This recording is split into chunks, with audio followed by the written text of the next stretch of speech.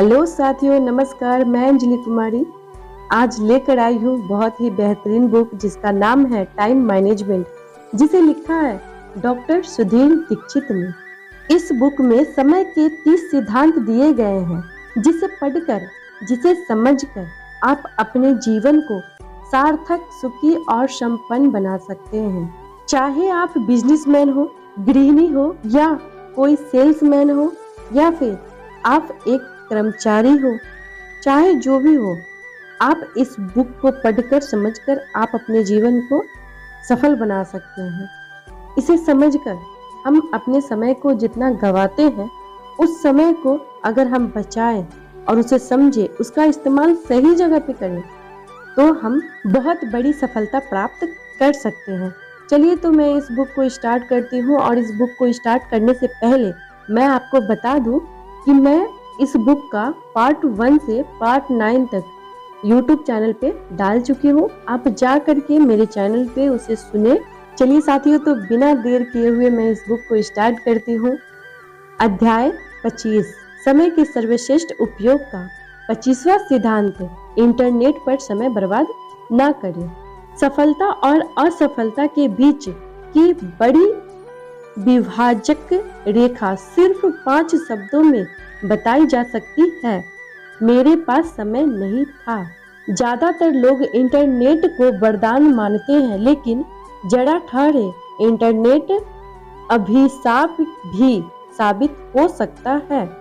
देखिए, हर अच्छी चीज की तरह इंटरनेट का भी दुरुपयोग हो सकता है और होता है। यकीन ना हो तो उन माता पिता से पूछ ले जिनके बच्चे इंटरनेट पर घंटों तक ऑनलाइन गेम खेलते हैं, या उन युवाओं से पूछ ले जो घंटों तक इंटरनेट पर अनावश्यक सर्फिंग करते रहते हैं। इसमें इंटरनेट का कोई दोष नहीं है। इंटरनेट पर तो हर प्रकार की जानकारियां उपलब्ध है और यह आप पर है कि आप उसका कैसे उपयोग करते हैं। अगर आप अकारण ही 15 मिनट से ज्यादा इंटरनेट का उपयोग करते हैं, तो आपको इस बारे में सजग हो जाना चाहिए। यदि आप समय बचाने का इरादा रखते हैं, तो इंटरनेट के खतरे से सावधान रहें। इनमें सर्फिंग सबसे प्रमुख जोखिम है। होता यह है कि आप इंटरनेट पर किसी काम से जाते हैं, तभी आपको कोई आकर्षक साइट दिख जाती है, कोई विज्ञापन दिख जाता है और आप उस पर क्लिक करके दूसरी ही दुनिया में पहुंच जाते हैं। समय की सबसे बर्बादी का एक और कारण यह है कि जब आप कोई जानकारी सर्च इंजन में खोजते हैं, तो आप सही तरीके से शब्दों का चयन नहीं करते हैं। नतीजा यह होता है कि लाखों परिणाम आपकी स्क्रीन पर आ जाते हैं और सही जानकारी पाने में आपको बहुत समय लग जाता है।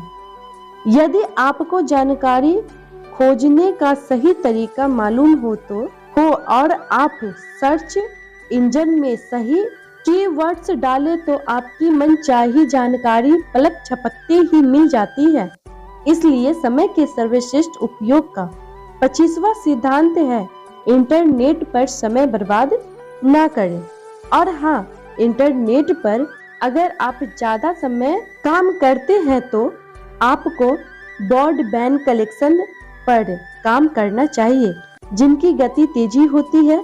सामान्य नेटवर्क कनेक्शन काफी धीमी होती है, जिनमें आपका ज्यादा समय बर्बाद होता है। इसके अलावा अपने कंप्यूटर की रैम भी बढ़वा लें, ताकि कंप्यूटर तेज गति से चले और डाउनलोड स्पीड तेज रहे। कंप्यूटर की धीमी गति से आपका कितना समय बर्बाद होता है, इसका आभास आपको नहीं हो पाता है, लेकिन अगर आप 1 घंटे से ज्यादा समय तक कंप्यूटर का उपयोग करते हैं, तो बेहतर है कि आप अपने कंप्यूटर की गति पर भी ध्यान दें। IDC के एक रिसर्च में यह तथ्य सामने आया है कि लोग, खास तौर पर युवा, हर सप्ताह 33 घंटे इंटरनेट पर बिताते हैं, यानी लगभग 5 घंटे प्रतिदिन। समय का सबसे ज्यादा उपयोग या दुरुपयोग फेसबुक में होता है, जिसमें कई युवा 20 घंटे प्रति सप्ताह तक लगाते हैं। इसके बाद YouTube, porn sites, search engine और ईमेल में सबसे ज़्यादा समय लगता है। यानी इंटरनेट का जितना भी उपयोग किया जाता है, उसमें से ज़्यादातर समय अनुपयोग कार्यों में बर्बाद होता है। यदि आप सिर्फ ईमेल चेक करने के लिए इंटरनेट पर जा रहे हैं, तो आपको इसके लिए समय बर्बाद करने का जोखिम नहीं लेना चाहिए, क्योंकि यह काम तो आउटलुक एक्सप्रेस या माइक्रोसॉफ्ट आउटलुक से भी किया जा सकता है। बेहतर यही है कि आप सबसे पहले तो यह तय करें कि आप इंटरनेट पर क्यों जाना चाहते हैं और फिर उसी साइट पर वह आवश्यक जानकारी लेकर इंटरनेट बंद कर दें। इंटरनेट के दुरुपयोग से बचने का एक और अच्छा उपाय यह है कि आप ऐसे समय उसका उपयोग करें जिसके बाद आपको कोई अत्यावश्यक काम करना हो। इससे इसके दुरुपयोग का झंझट ही नहीं रहेगा। खास तौर पर रात के समय इंटरनेट का दुरुपयोग सबसे ज्यादा होता है और इसकी सीधी सी वजह यह है कि उस वक्त आपके पास खाली समय रहता है।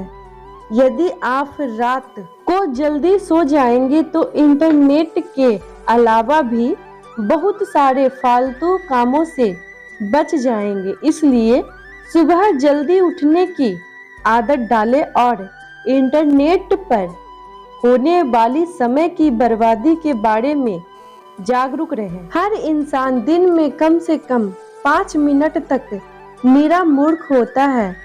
समझदारी इसी में है कि हम इस अवधि को बढ़ने ना दें। अगर आप पूर्व दिशा में जाना चाहते हैं तो पश्चिम की तरफ ना जाएं। जब तक आप खुद को मूल्यवान नहीं मानते हैं, तब तक आप अपने समय को भी मूल्यवान नहीं मानेंगे। जब तक आप अपने समय को मूल्यवान नहीं मानेंगे, तब तक आप इसके बारे में कुछ करेंगे भी नहीं। समय के सर्वश्रेष्ठ उपयोग का 26वां सिद्धांत, आलस से बचें। आलस वह मृत सागर है जो सभी सद्गुणों को लील लेता है। समय बचाने के लिए आपको आलस से बचना चाहिए। जब भी सामने कोई मुश्किल काम आता है तो हम आलस करने लगते हैं और उसे टाल देते हैं। लेकिन टाल मटोल करने, जिसके बारे में हमने अगले अध्याय में विस्तार से बात की है, के अलावा भी आलस के कई कारण होते हैं। आलस का एक अहम कारण वह है जिसे अधिकांश लोग अनदेखा कर देते हैं, जरूरत से ज्यादा भोजन करना। जब आप आवश्यकता से अधिक भोजन करते हैं या ज्यादा तला भुना भोजन करता है तो आपकी ऊर्जा में कमी आ जाती है और आपकी एकाग्रता में बाधा आती है। आलस में आप ज्यादा गलतियां करते हैं और टाल मटोल करने या जैसे तैसे काम निपटाने के चक्कर में रहते हैं। इससे आपके काम की गुणवत्ता पर बुरा असर पड़ता है। यदि आप शर्लॉक होम्स के दीवाने हैं तो आपको यह बात जल्दी समझ में आ जाएगी, क्योंकि जब आप शर्लॉक होम्स कोई जटिल समस्या सुलझाने में जुटता है तो खाना पीना छोड़ देता है। उसका मानना था कि भोजन करने के बाद खून का प्रभाव पेट की तरफ हो जाता है, जिससे दिमाग के काम करने की रफ्तार धीमी हो जाती है। इसलिए समय के सर्वश्रेष्ठ उपयोग का 26वां सिद्धांत है, आलस से बचें। यह स्पष्ट समझ ले कि यहाँ पर भोजन करने में लगने वाले समय की बात नहीं हो रही है, ज्यादा भोजन करने के परिणामों की बात हो रही है। भोजन करने में तो कम समय लगता है, लेकिन भोजन के कारण उत्पन्न आलस के कारण ज्यादा समय बर्बाद हो जाता है। क्या आपने कभी देखा है कि दिन में खाना खाने के बाद विद्यार्थियों को नींद के झोंके आने लगते हैं और रात को अगर ढककर कर खाना खा ले तो सीधे बिस्तर पर जाने की इच्छा होती है। आपने खुद भी महसूस किया होगा कि रेस्टोरेंट में या किसी विवाह समारोह में भोजन करने के बाद आपको पेट भारी लगता है और आप जल्दी से जल्दी सो जाना चाहते हैं। क्या आपने कभी सोचा है कि हम सुबह सबसे अच्छी तरह काम क्यों कर सकते हैं? एक कारण तो यह है कि उस समय आराम कर लेने के बाद शरीर थका हुआ नहीं रहता। दूसरा कारण यह है कि सुबह ऑक्सीजन ज्यादा रहती है और तीसरा कारण यह है कि उस वक्त हमारा पेट खाली होता है। पेट खाली रहने से दिमाग ज्यादा तेजी से चलता है, इसलिए हमें एक ही बार में ज्यादा भोजन करने से बचना चाहिए ताकि हम पर आलस सवार न हो। नियमित अंतराल पर कम आहार ग्रहण करना स्वास्थ्य के लिए सबसे अच्छा माना जाता है। जब आप कम से कम खाते हैं तो आपको आलस नहीं आता और आपकी ऊर्जा व एकाग्रता का स्तर बढ़ता रहता है। आलस के कारण इंसान अपने महत्वपूर्ण काम नहीं कर पाता, इसलिए अपनी ऊर्जा के स्तर को बनाए रखे और आलस नामक महारोग से बचे। आलस मीठा होता है, लेकिन इसके परिणाम बेरहम होते हैं। खाने के बाद कभी किसी ने कम खाने पर अफसोस नहीं किया। समय के सर्वश्रेष्ठ उपयोग का 27वां सिद्धांत, टाल मटोल ना करें। सच तो यह है कि आम तौर पर अपने मनपसंद काम को करने का समय निकाल सकते हैं। कमी दरअसल समय की नहीं बल्कि इच्छा की होती है।